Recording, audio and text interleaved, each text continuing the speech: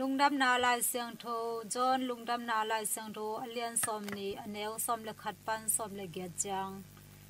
a hi hang in Maria in han polama ding in akap hi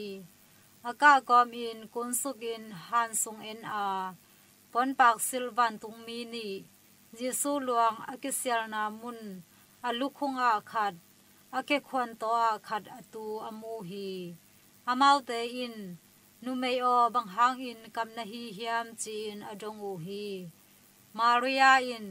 kato pa lakhe mang u a koya koyu a hi hiam ka the ke hi aji hi to banga again khit chang in anung lam aki heile anung a ding Jesu amu hi a hi hang in Jesu a hi lam a the ke hi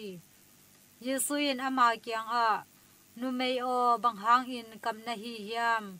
kwa zong na hi hiam chin adong hi Maria in ama hon ching pa sa a sia o ama na puak khyat mang a hi le na koi na ke kyang a honggen in keima in kavala ding hi achi hi Yesu in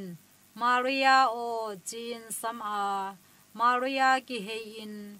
Hebrew kam in Rabboni o chi in adong hi Rabboni akhian na in sia achi na hi hi Yesu in ama kyang a honglen ke in banghang hiam chi le kapa kyang a kaka to nai ke hi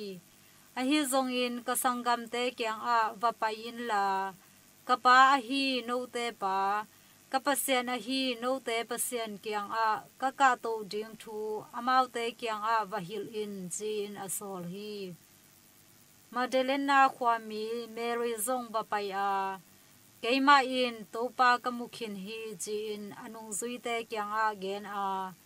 Yesu in ama tunga again thu khem peu amau te ako hi hin topa lungdam na lai sang tho hi Kristo topa o na tunga phannaum ta hen